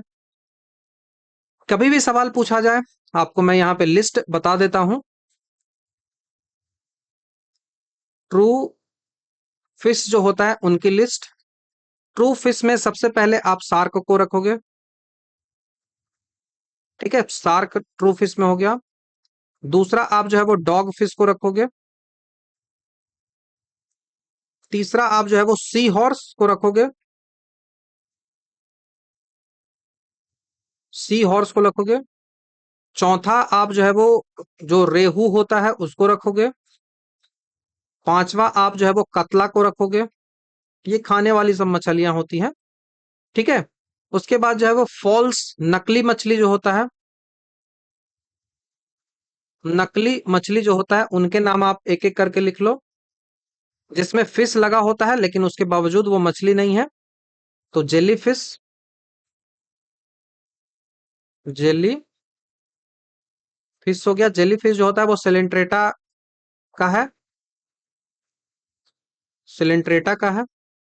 दूसरा जो है वो कटल फिश,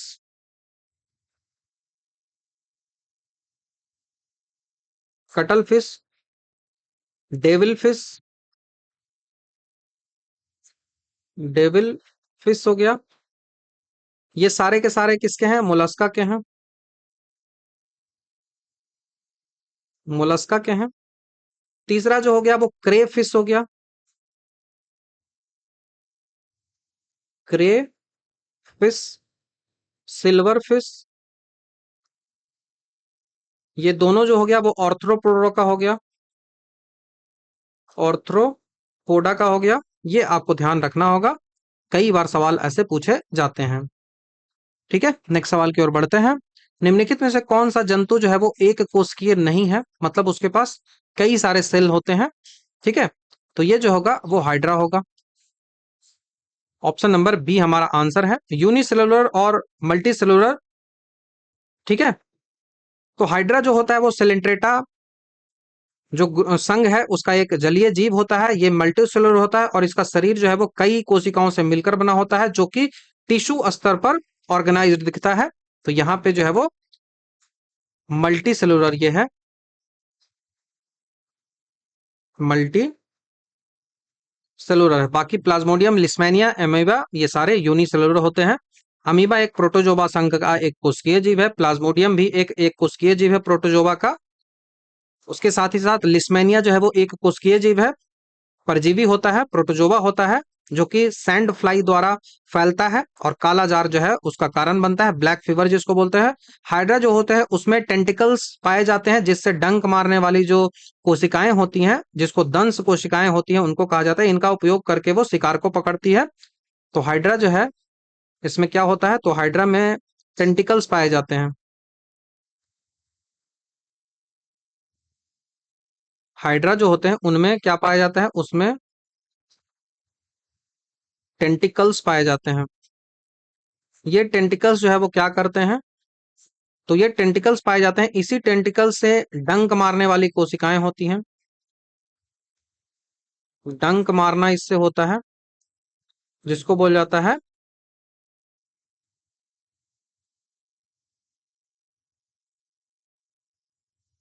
काइनोसाइट्स, इसको बोल दो, या फिर नीडोसाइट्स आप इसको कह लो। इसी का उपयोग करके ये जो है वो शिकार करती है। बाकी इनमें खून नहीं होता है, इमोर्टल होता है, ये आपने पढ़ रखा है। हाइड्रा जो है वो बडिंग के द्वारा जनन करता है और कभी जो है वो प्राकृतिक रूप में नहीं मरता है, तो ये इमोर्टल होता है और ये बडिंग करता है। ये हाइड्रा और इस्ट के बारे में मैंने बता रखा है। नेक्स्ट सवाल की ओर बढ़ते हैं। निम्नलिखित में से कौन सा एक वास्तविक मछली है, मीन मतलब मछली। तो मैंने कहा कि डॉग फिश वास्तविक है। बाकी जेली फिश हो गया, स्टार फिश हो गया, सिल्वर फिश हो गया, ये सारे के सारे ट्रू नहीं है। ठीक है, तो वास्तविक मछली उनको कहा जाता है जो जंतु वर्ग के कॉर्डेटा के अंतर्गत क्लास स्पीसीज में आते हैं, जिनमें रीढ़ की हड्डी जो है वो होती है, गिल्स जो होते हैं, फिन्स जो है वो होनी चाहिए, जो पंख होती हैं वो होनी चाहिए मछलियों में। डॉग फिश जिसको अस्कोलेडोन भी कहा जाता है, यह वास्तव में स्मॉल शार्क है, स्मॉल शार्क है। ठीक है, और सच्ची मछली होती है, ये ध्यान आपको रखना है। और इसकी जो सूंघने की क्षमता होती है वो कुत्ते जैसी होती है, इस कारण से इसको डॉग फिश जो है वो कहा जाता है। जेलीफिश सेलिंट्रेटा का है, स्टार फिश इकाइनोडर्मेटा का है, सिल्वर फिश इंसेक्ट्स है, ऑर्थोप्रोडा का है। ठीक है, नेक्स्ट सवाल की ओर बढ़ते हैं। किसमें केंद्रक झिल्ली नहीं होती है, न्यूक्लियर मेम्ब्रेन जो है वो नहीं होता है। ये सेल है, सेल के अंदर ये न्यूक्लियस है। अब इस न्यूक्लियस के अंदर एक, न्यूक्लियस के बाहर एक जो है वो न्यूक्लियस मेम्ब्रेन ऐसे होता है। सेल के बाहर एक जो है वो ऐसे होता है, उसको सेल मेम्ब्रेन कहा जाता है। ठीक है, तो यहाँ पे बात हो रही है न्यूक्लियस मेम्ब्रेन की। न्यूक्लियस मेम्ब्रेन जो है वो किसके पास जो है वो नहीं होता है, तो न्यूक्लियस मेम्ब्रेन जो होता है वो मोनेरा के पास नहीं होता है। ऑप्शन नंबर बी हमारा यहाँ से आंसर बनेगा। आर एच विटेकर जो था उसने 5 क्लास क्लासिफिकेशन दिया था, इसमें मोनेरा एकमात्र ऐसा जीव था जिस जो कि प्रोकैरियोटिक जीवों को रखा गया था। यहाँ पे मोनेरा में, मोनेरा में किसको रखा गया था, प्रोकैरियोटिक, प्रोकैरियोटिक।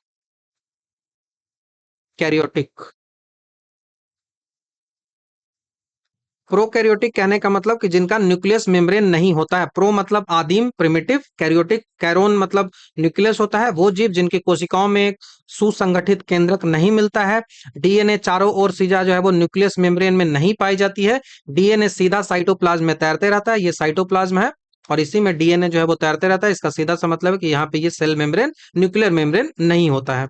ठीक है, ध्यान आपको रखना है। बाकी स्लाइमन, मोल्ड, फंगी, प्रोटिस्टा ये सारे के सारे यूकैरियोटिक होते हैं, मतलब इनमें केंद्रक झिल्ली पाई जाती है। मोनेरा जगत के उदाहरण सभी प्रकार के बैक्टीरिया हो गए। उसके बाद साइनोबैक्टीरिया जिनमें ब्लू ग्रीन एल्गी आता है, माइकोप्लाज्मा आता है, ये सब होता है। मोनेरा जो होता है उसका राइबोसोम जो होता है वो 70S टाइप का होता है। ठीक है, मोनेरा जो होता है उसमें राइबोसोम जो है वो 70S का टाइप का होता है।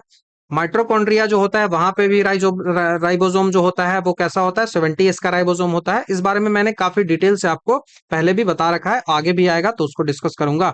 नेक्स्ट सवाल की बात करते हैं। आपको जो है वो सूची 1 दी गई है और उसको जानवरों से आपको बताना है। तो कीवी क्या है? कीवी न्यूजीलैंड के आसपास मिलता है, आपको ये पता है। और जो न्यूजीलैंड है उसमें मिलता है। और कीवी की विशेषता क्या होती है? तो कीवी की विशेषता होती है कि कीवी जो होता है वो उड़ता नहीं है। तो कीवी, सबसे पहले तो कीवी ही आपको पता चलेगा। तो वो उड़न रहित पक्षी है, मतलब दो का एक होगा। तो दो का एक होगा, सब में है भाई, कोई दिक्कत नहीं है। चलो दूसरा पढ़ते हैं। उसके बाद जो है वो विंगलेस इंसेक्ट, ऐसा इंसेक्ट जिसके पास विंग नहीं है तो वो सिल्वर फिश है। तो वो सिल्वर फिश है, तो पहला का बी हो जाएगा, तो ये खत्म, ये खत्म। ठीक है, पहला का बी हो गया। उसके बाद अंग रहित रेंगने वाला, रेंगने वाला क्या कुछ दिख रहा है आपको? तो रेंगेगा तो सांप ही ना भाई। तो 3 का तो डी होगा, 3 का तो डी होगा। तो देख लो, खत्म हो गया। एक ही ऑप्शन, कुछ नहीं आता आपको, मिटा दो सब, खत्म खत्म। देखो एक ऑप्शन बस, किसको देखो? तो अंग रहित रेंगने वाला, limb less reptile, limb less reptile. तो लिम्ब लेस रेप्टाइल जो होगा वो स्नेक होगा, वो स्नेक होगा जिसमें लिम्ब जो है वो पूरी तरीके से गायब हो चुका है। तो यदि सीधा आप 3 का डी करते हो तो सब ऑप्शन तो ऐसे ही खत्म हो जाता है ना। ठीक है, बाकी लिम्बलेस एनिमल जो होता है वो फिश होता है। तो ये आपको ध्यान रखना होगा। कौन कौन पक्षी होता है जो उड़ नहीं सकता है? तो शुतुरमुर्ग होता है, ऑर्चिड जिसको बोलते हैं, पेंगुइन होता है, उसके बाद एमू होता है, उसके बाद कैसोवेरी होता है। देन आपको कीवी का जो न्यूजीलैंड वाला कीवी है वो भी होता है। ध्यान आपको रखना है। नेक्स्ट सवाल की ओर बढ़ते हैं। लायन फिश जो है वो किसे कहा जाता है? लायन फिश जो बोला जाता है वो बोला जाता है टेरोइस वोलिटान्स को। टेरोइस वोलिटान्स को, ऑप्शन नंबर बी आपको याद रखना होगा। लायन फिश जो होता है वो एक जहरीला समुद्री मछली है। ठीक है, जहरीली है, मतलब वेनम इसके पास होता है।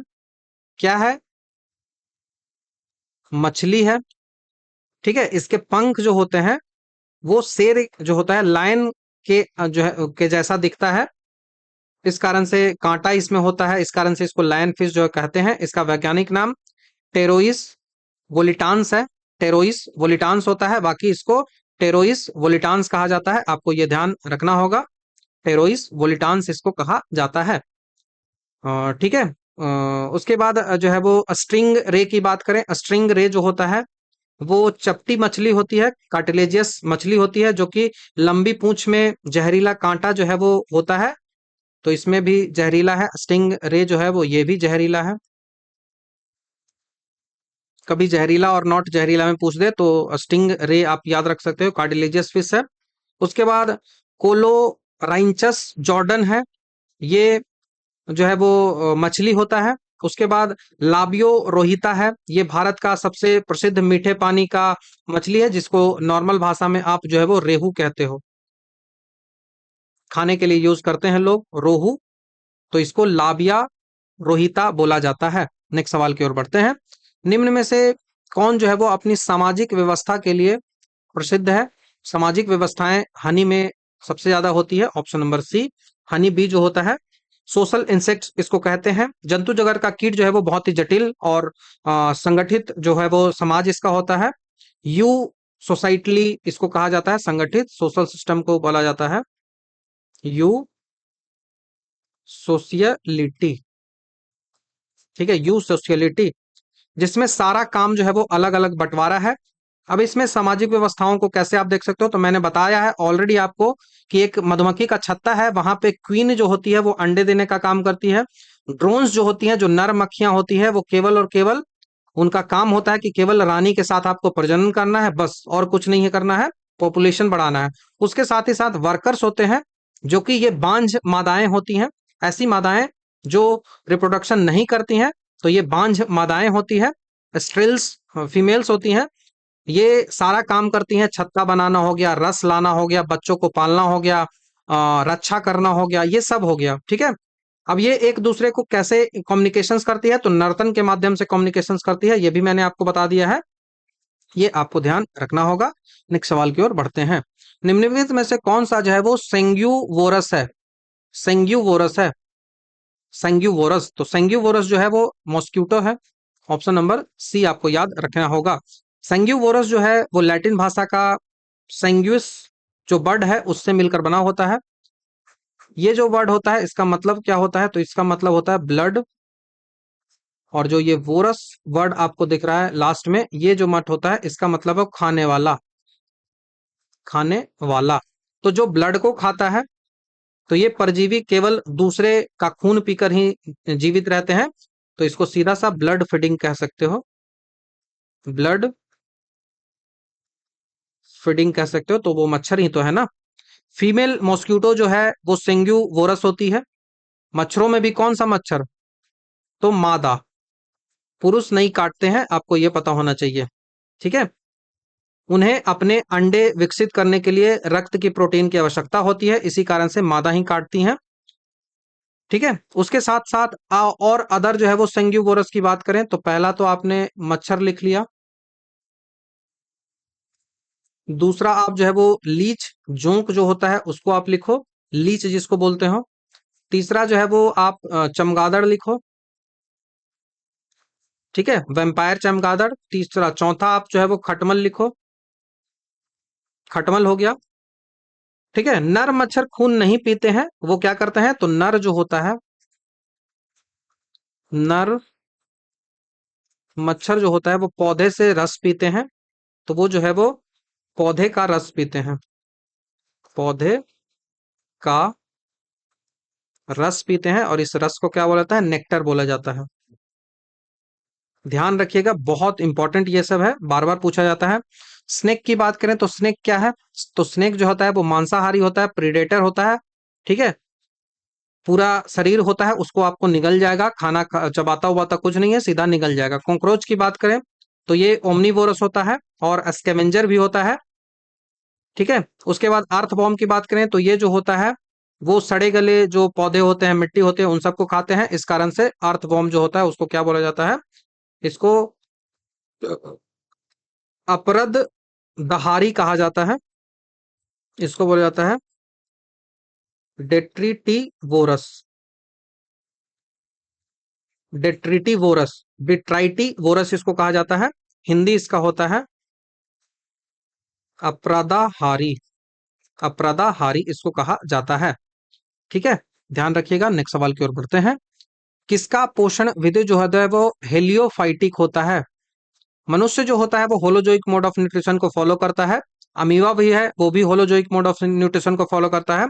यहाँ पे पूछ रहा है होलोफाइटिक, होलोफाइटिक। देखो इसको दो बाटों में सबसे पहले डिवाइड करते हैं, एक जो है वो होलो हो गया, दूसरा जो है वो फाइटिक हो गया, दूसरा जो है वो फाइटिक हो गया, तो ये हो गया होलो। तो होलो मतलब सीधा सा होता है पूरा, और फाइटिक मतलब सीधा सा होता है पौधा। जो ये फाइटिक है इसका मतलब होता है पौधा, पौधा।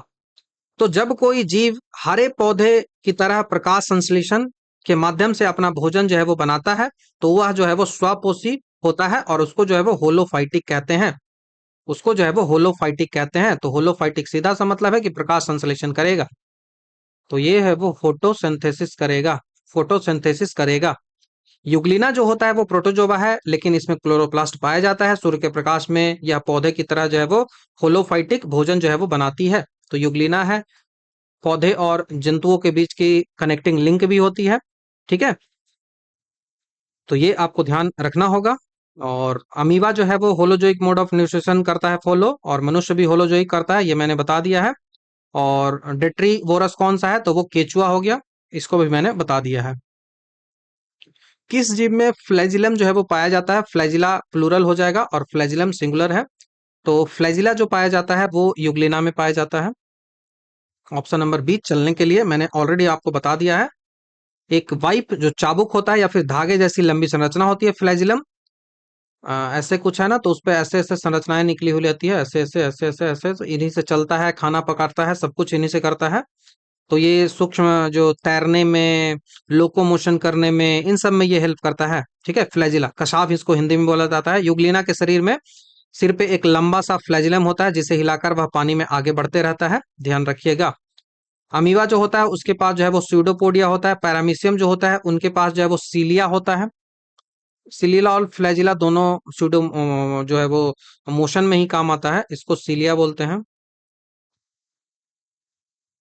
पक्षमाभ इसको कहा जाता है। प्लाज्मोडियम की बात करें तो प्लाज्मोडियम एक पैरासाइट है जो रक्त में रहता है और इसे चलने के लिए कोई लोकोमोटरी मोशन इनके पास नहीं होता है। नेक्स्ट सवाल है, और इस सेट का लास्ट सवाल है कि इंसेक्ट जो है वो निम्नलिखित में से किससे संबंधित है। तो इंसेक्ट जो है वो ऑर्थोपोडा, ऑप्शन नंबर डी आपको याद रखना है। 3 जोड़ी पैर होती है, 6 होता है, शरीर जो है वो 3 भागों में बटा हुआ रहता है। सीधी सी ऐसे बात कर लूं तो बॉडी जो है वो 3 पार्टों में बटा हुआ रहता है। बॉडी जो है वो इनका 3 पार्टों में बना हुआ रहता है। इनके पास जो है वो 3 जोड़ी पैर होती है। बॉडी 3 भागों में, पहला जो होता है वो हेड होता है, दूसरा जो होता है वो सिर जो है वो दूसरा जो होता है वो वक्ष होता है, मतलब थोरेसिक होता है, वक्ष, सिर, और तीसरा जो होता है वो उदर होता है। उदर मतलब पेट, एब्डोमेन। ठीक है, ये 3 पार्टों में होता है। 3 जोड़ी पैर होती हैं, मतलब 6 पैर हो गया, ज्वाइंट लेग्स होती हैं। अब इसी में बिच्छू और मकड़ा जो होता है उसमें 8 जोड़ी होती हैं, ये भी आपको ध्यान रखना होगा। ठीक है, और कीटों के अध्ययन को एंटोमोलॉजी कहा जाता है। पोरीफोरा जो होता है इसके बारे में भी थोड़ा सा बस एक फैक्ट बता देता हूं। पोरीफेरा जो होता है इसके शरीर पर छिद्र होते हैं, पोर्स होते हैं। ठीक है, तो यहाँ पे पोर्स होता है बॉडी पे। उदाहरण के रूप में आप किसको रख सकते हो, स्पंज को रखो, स्पॉन्ज हो गया।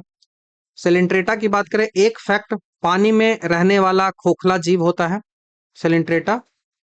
तो यहाँ पे हाइड्रा आपको याद रखना है, हाइड्रा याद रख लो, जेलीफिश याद रख लो। एनालिडा की बात करें तो एनालिडा जो होता है वो खंडों वाला छल्लेदार होता है, इसमें ऐसे ऐसे छल्ले होते हैं। ठीक है, छल्ले होते हैं, तो इसका उदाहरण कौन सा हो गया, अर्थवॉर्म हो गया, अर्थवॉर्म हो गया। उसी के साथ साथ जो है वो जोंक हो गया, लीच जिसको कहते हो, जोंक हो गया, ध्यान आपको रखना है। ठीक है, तो ये रहा सेट नंबर 7, जिसमें हमने 30 जो क्वेश्चंस है उनको काफी डिटेल से डिस्कस किया। आई होप चीजें आपको क्लियर हुई होंगी। Thank you very much. Next video में आपसे जल्द ही मिलता हूं।